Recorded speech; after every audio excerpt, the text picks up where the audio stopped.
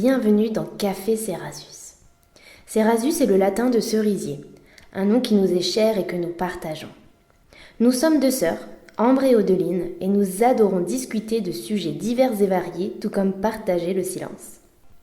On s'accorde le droit de ne pas tomber d'accord sur tout, mais on respecte profondément nos avis, quoi qu'il arrive. Nos réflexions sont bienveillantes, sans jugement et évidemment non exhaustives. Installez-vous confortablement, c'est votre rendez-vous réflexion et complicité avec Café Cerasus, le podcast d'échange et de partage en toute douceur au pied de notre arbre fruitier. Ce temps de parole est tombé comme une évidence après nos multiples échanges sur tous les sujets du quotidien. Car même en vivant ensemble, puis séparés, même en se ressemblant tout en étant totalement différentes, notre grande passion reste quand même de débattre, surtout quand nos opinions sont différentes ou nuancées. Dans notre société, les langues se délient de plus en plus et selon nous, les gens osent enfin dire ce qu'ils pensent et affirmer leurs croyances, quitte à choquer ou à dérouter. Ce podcast se veut bienveillant, il est donc important de rappeler que les opinions ou les commentaires que l'on pourra avoir ne sont en aucun cas des jugements. Bienvenue à vous!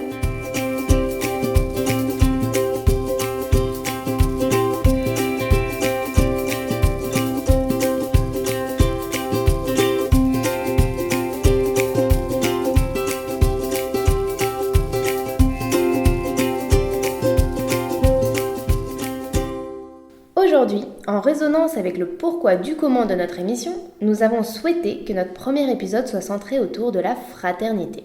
Cette relation merveilleuse et parfois compliquée que celle des frères et sœurs.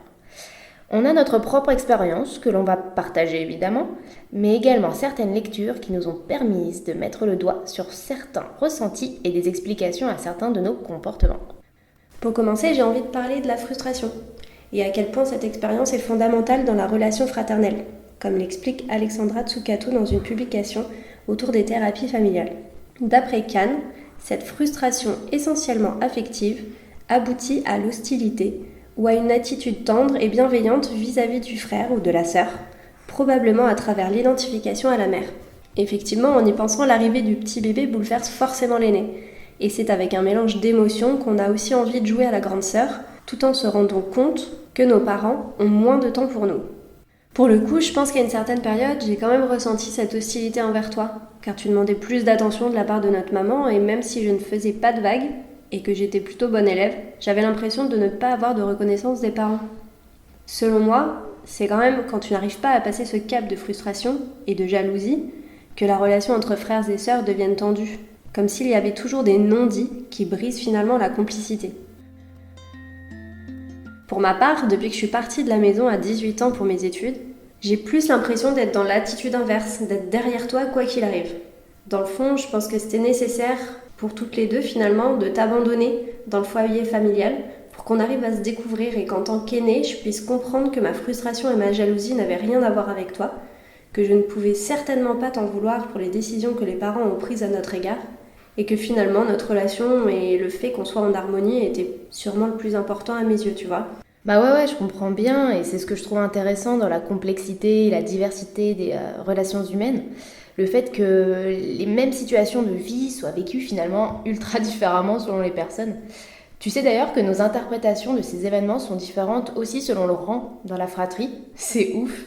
En tout cas, ce que je trouve cool dans notre relation, c'est cette forme d'abandon dont tu viens de parler. Parce que finalement, on a réussi à construire ensemble une relation plus autonome, sans avoir les parents derrière comme médiateurs. En fait, quand tu vivais dans le sud de la France pour tes études, ça a été la première fois qu'on arrivait à trouver un temps juste toutes les deux et qu'on s'organisait pour ça. Du coup, on a appris à se connaître autrement et à partager par choix et non par contrainte, ce qui me semble indispensable dans la construction d'une complicité. Ça me rappelle d'ailleurs une expérience, celle de Salvini Palazzoli, où il a montré qu'en l'absence des parents, la relation fraternelle change radicalement. Et c'est vraiment ce qui s'est passé entre nous. Notre relation s'est émancipée par ton départ. C'est vrai. Mais comme tu le disais, on arrive à voir ces choses-là et à prendre le recul que bien plus tard. Et en fait, tu vois, j'ai eu moi-même aussi des formes de jalousie envers toi et surtout une forme d'infériorité. Mais je pense que l'influence de notre famille, plus ou moins élargie, en est pour beaucoup. dans le sens où on a été étiqueté et on nous a donné des rôles finalement dès la naissance. Judith Viors parle d'ailleurs de désidentification. Dans cette distinction dans les fratries et le fait d'être dans une quête identitaire afin de s'affirmer en dehors de ce fichu rôle qu'on nous a attribué pour pouvoir être nous-mêmes et oser le montrer au reste du monde. Aujourd'hui, nous ne sommes plus des enfants, ni même des ados. On ose davantage nous exprimer et assumer nos choix, même face à cette famille plus ou moins élargie. Mais parfois, je pense que c'est plus difficile pour eux d'accepter que l'image qu'ils avaient de nous, finalement, ne soit plus celle qu'elle est finalement et qu'ils doivent accepter qu'on a changé. Ah ça, c'est sûr qu'il y a une attente des parents envers leurs enfants qui peut parfois être difficile à gérer.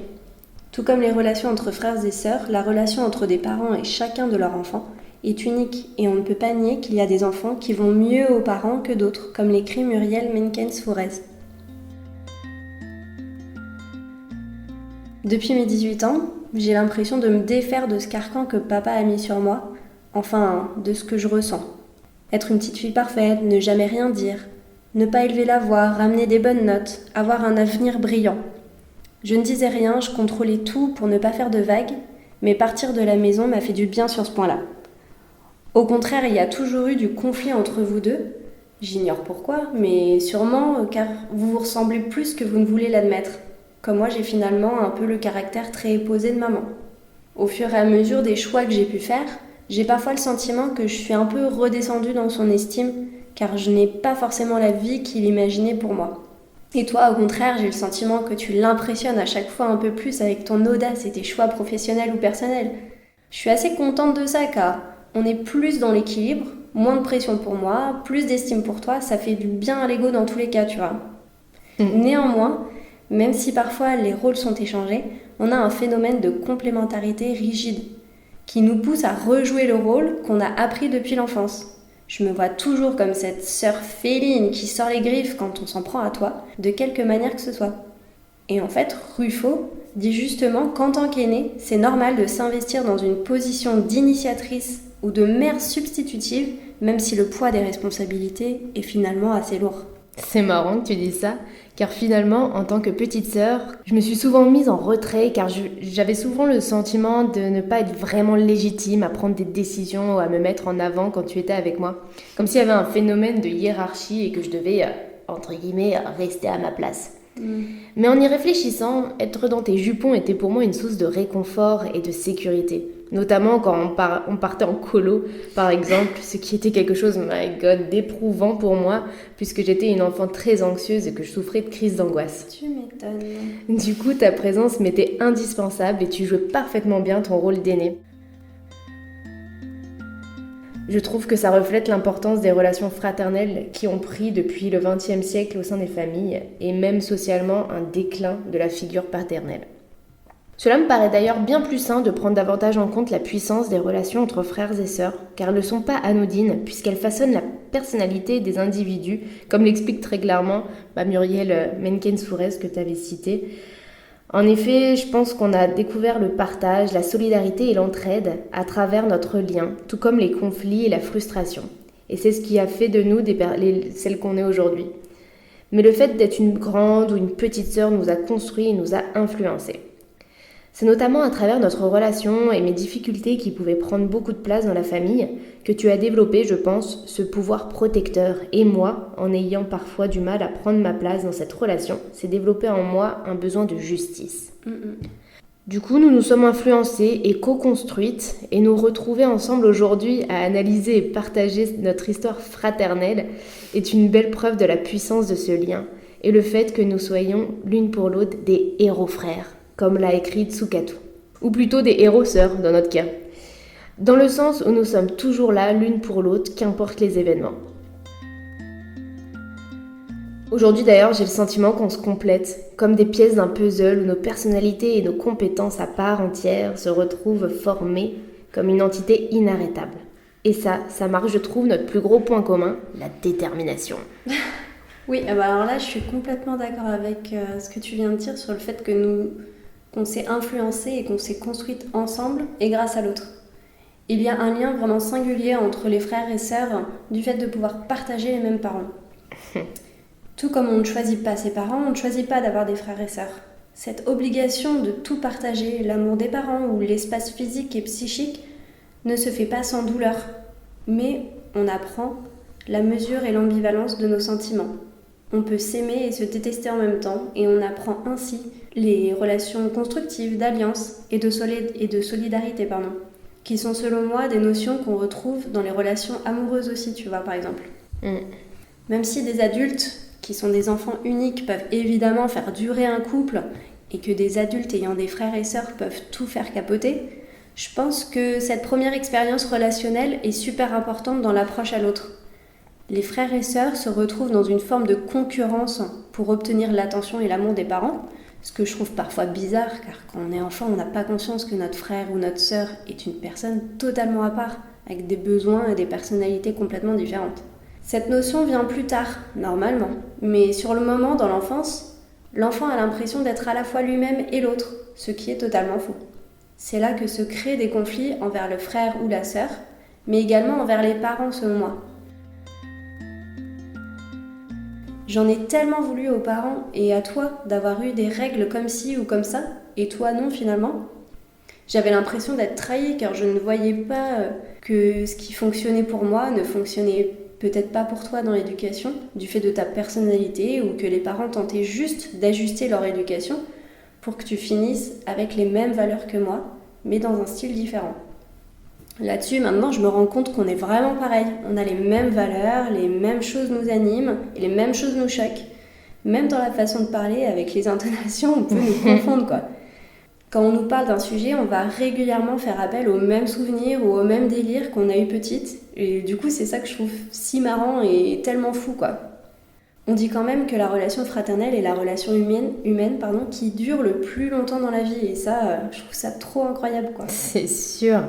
Et Lacan parlait d'ailleurs du stade miroir, qui correspond au premier moment où l'enfant distingue son propre reflet, et qui est répété à l'arrivée d'un nouvel enfant dans la famille.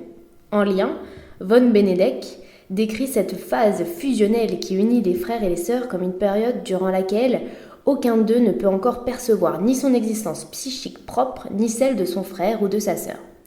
Je pense que tout cela peut expliquer le manque de compréhension qu'on peut avoir étant enfant sur les différences de traitement entre les frères et les sœurs.